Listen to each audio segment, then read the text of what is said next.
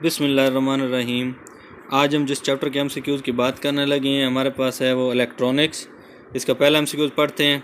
When an alternating accelerating field is applied to a charge it produce. वो कहता है जब हम अल्टरनेटिंग एक्सेलरेशन जो है वो फील्ड वाली उसको अप्लाई करते हैं किसी चार्ज के ऊपर तो क्या चीज़ वहाँ पर पैदा होती है, तो वहाँ इलेक्ट्रोमैग्नेटिक वेव्स पैदा होती हैं। उसके बाद दूसरा ऑप्शन है हमारे पास, दूसरा नंबर पर एमसीक्यूज़ है। In P N junction after diffusion, P N junction जो डायोड्स होते हैं उनमें डिफ्यूजन के बाद a charge less region is formed, एक ऐसा रीजन क्रिएट हो जाता है जहाँ पर चार्ज नहीं होता, तो हम उस रीजन को क्या कहते हैं, वो हमारे पास होता है डिप्लीशन रीजन। तो उसके बाद है हमारे पास the materials in which valence band and conduction band overlap are called, जहाँ पर हमारे पास वैलेंस बैंड और कंडक्शन बैंड एक दूसरे के ऊपर जो है वो एक दूसरे के ऊपर जो है एरिया कवर करते हैं एक दूसरे का, तो वो हम उनको कहते हैं कंडक्टर्स। तो वो हमारे पास कंडक्टर्स होते हैं जिनका वैलेंस बैंड और कंडक्शन बैंड एक दूसरे के ऊपर जो होता है ओवरलैप किया हुआ होता है। उसके बाद है हमारे पास the potential difference across the depletion region is of silicon is, silicon का जो डिप्लीशन रीजन होता है उसमें जो पोटेंशियल डिफरेंस होता है वो हमारे पास 0.7 वोल्ट होता है। ये कांस्टेंट वैल्यू है सिलिकॉन के लिए। उसके बाद है हमारे पास when a pentavalent material like As is added to a trivalent material, for example germanium, we get a n type।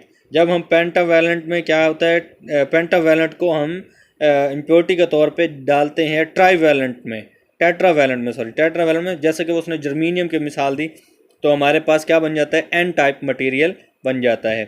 उसके बाद है the forward resistance of the diode is, जो फॉरवर्ड रेजिस्टेंस होती है, जो फॉरवर्ड बायस्ड होते हैं उसके डायोड की जो रेजिस्टेंस होती है वो फ्यू ओम होती है, चंद एक ओम होती है कि हम या उसको वोल्टेज अप्लाई करें तो जो है वो वोल्टेज या करंट हमारा फॉरवर्ड में बहना शुरू हो जाए। तो हमारे पास यहाँ पर बी वाला ऑप्शन जो है वो दुरुस्त है।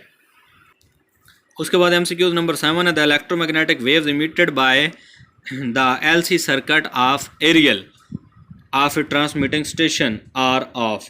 जो इलेक्ट्रोमैग्नेटिक वेव्स खारिज हो रही होती हैं, एलसी सर्किट होता है, जो एरियल होते हैं, एंटीने लगे होते हैं स्टेशन के ऊपर, बड़े बड़े खंभे जिनको हम कहते हैं, वहाँ से जो रेज निकल रही होती हैं तो उनका वो कहता है क्या होती हैं, जीरो एम्पलीट्यूड होता है, यूनिट एम्पलीट्यूड या कांस्टेंट एम्पलीट्यूड, तो उनका एक कांस्टेंट एम्पलीट्यूड होता है। ये इस तरह होता है कि जिस तरह हम एफएम सुनते हुए या रेडियो सुनते हुए जो है वो रेगुलेटर की मदद से स्टेशन बेलफर 190 लगाना है, 105 लगाना है, 102 या सिर्फ 90 लगाना है, तो वहाँ से तो वो कांस्टेंट होता है। अगर आप 90 के ऊपर लेके जाएंगे तो 90 वाला ही स्टेशन आपके फ्रिक्वेंसी के साथ मैच हो जाएगा और रेडियो के ऊपर आपके पास 90 वाला ही सर्किट जो स्टेशन है वो चलना शुरू हो जाएगा। इसी तरह 102 वाला तो 105 वाला। तो ट्रांसमिटिंग स्टेशन से जो एंटीना होता है वहाँ से कांस्टेंट एम्पलीट्यूड की वेव्स निकलती हैं। In reverse biasing of P N junction, जो रिवर्स बायस होता है पी एन जंक्शन में, the resistance offered by the diode is of the order. तो रिवर्स बायस में एक बात याद रख लें, जो रेजिस्टेंस होती है वो बहुत ज़्यादा होती है, और फॉरवर्ड बायस में हम पढ़ चुके हैं तो कि बहुत कम होती है। यहाँ पर जो डी ऑप्शन है हमारे पास वो है more than mega ohms. Mega होता है 10⁻⁶, तो 10⁻⁶ जो है उससे भी ज़्यादा की रेजिस्टेंस होती है रिवर्स बायस में। उसके बाद है हमारे पास junction between P type material and N type material is called a diode, कि ऐसा जंक्शन जो पी टाइप मटेरियल और एन टाइप मटेरियल के दरमियान, यानी पी टाइप और एन टाइप मटेरियल के दरमियान जो जंक्शन होता है वो क्या कहलाता है, डायोड कहलाता है। If P type material of P N junction is connected with positive terminal of the battery and N type material with negative terminal of the battery, it is had to be. याद रख लें कि P N junction में जब भी हम positive terminal को P type, P से पॉजिटिव और पी से पी टाइप, ये निशानी याद कर लें, पी से पॉजिटिव और पी से पी टाइप, जब ये आपस में जुड़े हुए होंगे तो ये जो होता है हमारे पास फॉरवर्ड बायस्ड होता है। उसके बाद if half wave rectification, in half wave rectification, तो current flows in pulses, current flows in one direction या only half cycle is used. तो ऑल ऑफ दिस ये ठीक है, एक तो पल्सेस की सूरत में जाता है, दूसरा जो है एक ही डायरेक्शन होती है इसकी, और तीसरा जो है हमारे पास ये हाफ साइकिल होता है क्योंकि हाफ वेव रेक्टिफिकेशन होती है। उसके बाद है हमारे पास a device which converts an alternating current to direct current, एक ऐसी डिवाइस जो अल्टरनेटिंग को यानी एसी टू डीसी कन्वर्ट करती है, वो सर्किट क्या कहलाता है? वो सर्किट हमारे पास रेक्टिफायर कहलाता है। उस सर्किट को हम क्या कहते हैं? रेक्टिफायर। तो बी वाला ऑप्शन यहाँ पर दुरुस्त है। उसके बाद है जी हमारे पास ट्रांजिस्टर कंसिस्ट ऑफ, जो एक ट्रांजिस्टर होता है वो किस चीज़ के ऊपर मुश्तमिल होता है? तो वो 2 पीएन जंक्शन के ऊपर मुश्तमिल होता है। कितने पीएन जंक्शन? 2 पीएन, यानी सैंडविच फॉर्म होती है ये जंक्शंस की। और उसके बाद है हमारे पास output voltage is full wave rectification is not smooth in order to have smooth output voltage. हमें क्या वो कहता है? जो आउटपुट मिल रही होती है फुल वेव रेक्टिफिकेशन से, वो हमवार नहीं होती बल्कि ना हमवार सी होती है, टूथ फॉर्म या कोई और आप कह लें। तो उसको हम जो है वो हमवार या जो है उसको क्लैरिफाई करने के लिए हमें क्या करना चाहिए? Register is use, capacitor is use, inductor is use या LR series circuit is use. तो हम उसके लिए कैपेसिटर यूज़ करते हैं। कैपेसिटर को इस्तेमाल करके हम उसकी स्मूथ फॉर्म हासिल कर सकते हैं। Which is a normal use of transistor, which is the normal use of transistor? तो डायोड, स्विचिंग डिवाइस या रेक्टिफायर या ऑसिलेटर। तो जो ट्रांजिस्टर है उसको हम स्विचिंग डिवाइस के तौर पे इस्तेमाल करते हैं। बी वाला ऑप्शन हमारे पास यहाँ पर दुरुस्त है। अच्छा जी, उसके बाद है हमारे पास light emitting diode work when it is forward bias. Light emitting diode काम करता है जब हम उसको सर्किट में क्या लगाते हैं? Forward bias. Photo diode is use for detection of light, नाम से जाहिर है फोटो में नहीं लाइट होता है। Photo diode is use for detection of light. उसके बाद है if positive end of battery is connected P type, ये जो है रिवाइज हुआ हुआ है क्वेश्चन पॉजिटिव, जैसे मैंने आपको पहले बताया। तो ये पॉजिटिव कनेक्टेड है पी टाइप के साथ, तो ये डायोड जो होगा वो फॉरवर्ड बायस्ड होगा। उसके बाद है हमारे पास 19, तो इसमें जो है when no light is incident on photo diode the reverse circuit is negligible. तो फोटो डायोड में जब लाइट उसके ऊपर नहीं पड़ रही होती तो रिवर्स करंट जो होता है वो नेग्लिजिबल होता है, तो उसमें रिवर्स करंट नहीं होता। Number of junction in PNP transistor are, तो ये PNP ट्रांजिस्टर जो होता है उसमें नंबर ऑफ जंक्शन 2 होते हैं, ठीक है। उसके बाद है photo diode can turns into current on and off in. जो फोटो डायोड होता है वो करंट को ऑन और ऑफ करने में कितने जो है टाइम लेता है? माइक्रो सेकेंड यानी 10⁻⁻6 मिली सेकेंड 10⁻⁻3 नैनो सेकेंड 10⁻⁻9। तो ये नैनो सेकेंड यानी बहुत कम लम्हा ये लेता है। Application of photo diode is logic gates, automatic switching, detection of visible and invisible radiation.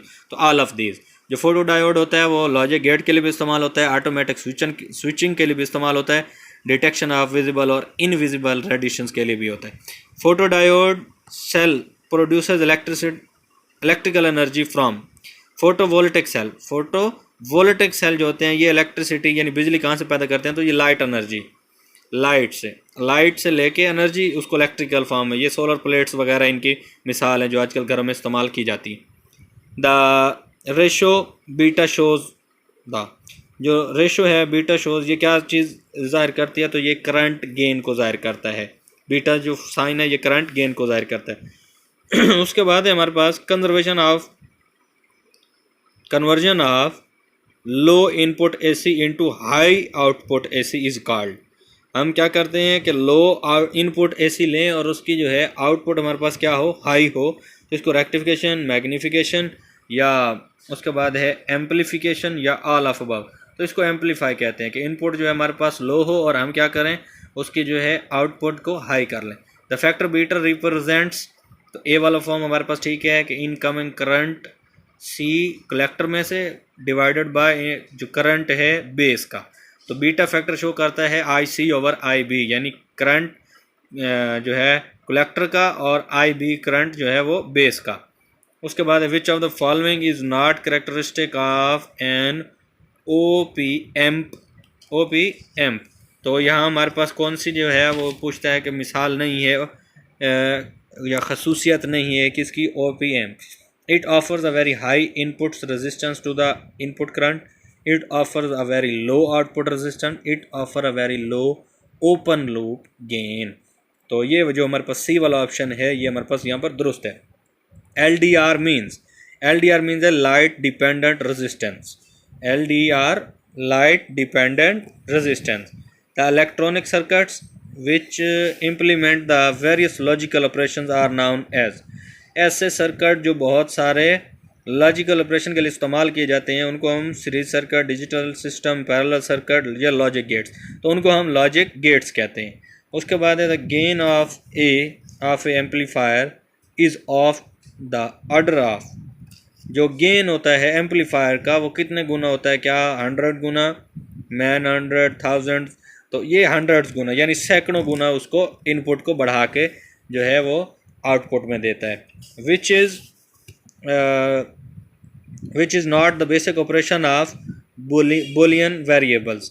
तो जो बेसिक ऑपरेशन है उसमें जो है बुलियन वेरिएबल्स में यस ऑपरेशन जो है ये नहीं है, तो ए वाला ऑप्शन ये हमारे पास दुरुस्त है, ये बुलियन वेरिएबल्स में से ऑपरेशन नहीं है।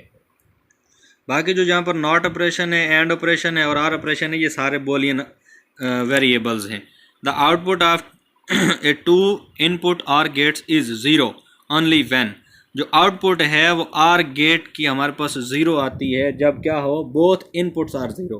तो जब हमारे पास दोनों इनपुट्स जो है वो ज़ीरो होंगी तो हमारे पास जो है ये आर वाली बात भी ज़ीरो आएगी आउटपुट में। The switch is open when the resistance between C and E becomes infinity, जब सी और ई यानी कलेक्टर और इमीटर इनमें स्विच जो है ओपन है तो रेजिस्टेंस क्या हो जाएगी, इन्फिनिटी हो जाएगी। A digital system can deal with the quantities such as whether a switch is open और closed, a certain statement is true और false, the answer of particular is yes और नो। डिजिटल सिस्टम जो है वो किस तरह deal कर सकता है, सच एज वेदर, मौसमियात के लिहाज से, तो ये सारी की सारी बातें ठीक हैं। उसको हम स्विच के तौर पर ओपन या क्लोज या फिर सर्टन स्टेटमेंट हो सकता है वो सही हो या गलत हो, या हो सकता है कि जो है जवाब जो दिया रहा है उसका यस या नो में आंसर, तो ऑल ऑफ अबव यहाँ पर दुरुस्त है। उसके बाद है signal applied at the non inverting input. Signal apply किया गया है, नॉन इन्वर्टिंग इनपुट है कि वो इन्वर्ट नहीं करती, उसको उल्ट नहीं करती, ऑफ एन ऑपरेशनल एम्पलीफायर, जो ऑपरेशनल यानी जो हम एम्पलीफायर इस्तेमाल कर रहे हैं, that appears after amplification at the output terminal with, जब वो है ही नॉन इन्वर्टिंग तो कोई उसमें शिफ्टिंग या उसमें तब्दीली नहीं होगी, तो नो फेज शिफ्ट होगा। ये हमारे पास सी वाला जो ऑप्शन है ये यहाँ पर दुरुस्त है। Using operational amplifier as an inverting amplifier the non inverting terminal has potential zero. क्योंकि हम जो इस्तेमाल कर रहे हैं वो इन्वर्टिंग एम्पलीफायर है तो उसका जो नॉन इन्वर्टिंग टर्मिनल होगा उसके ऊपर पोटेंशियल कोई भी नहीं होगा, वो ज़ीरो हो जाएगा। Due to high loop gain of amplifier the inverting and non inverting inputs are, high loop gain है तो जो इन्वर्टिंग है और नॉन इन्वर्टिंग इनपुट्स हैं वो क्या होनी चाहिए, inverting terminal is at high potential, non inverting terminal is at high potential, या उसके बाद ऑप्शन है हमारे पास कि both are at high potential, both are at same potential. तो हमारे पास ये क्या होना चाहिए, both are at same potential, दोनों का पोटेंशियल हमारे पास सेम होना चाहिए।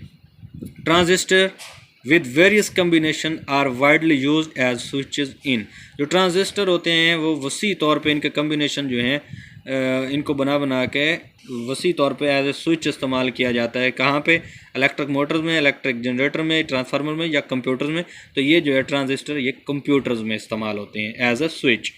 The positive sign of gain indicates that input and out signals are not in phase, input and out signals are in phase. तो जो पॉजिटिव साइन है gain का वो ये बात जाहिर करता है कि जो इनपुट सिग्नल्स आ रहे हैं वो एक ही फेज में, इन फेज है। उसके बाद आखिरी एमसीक्यूज है, व्हेन वो apply reverse bias a junction diode it raise the potential barrier, उसका जो पोटेंशियल बैरियर है वो ज़्यादा होता जाएगा, बढ़ता जाएगा। तो ये हमारे पास जो है बी वाला ऑप्शन यहाँ पर दुरुस्त है कि जब हम एक जंक्शन को रिवर्स करते हैं, जंक्शन डायोड का हो तो उसको रिवर्स करें तो उसका पोटेंशियल बैरियर जो है वो बढ़ता जाता है।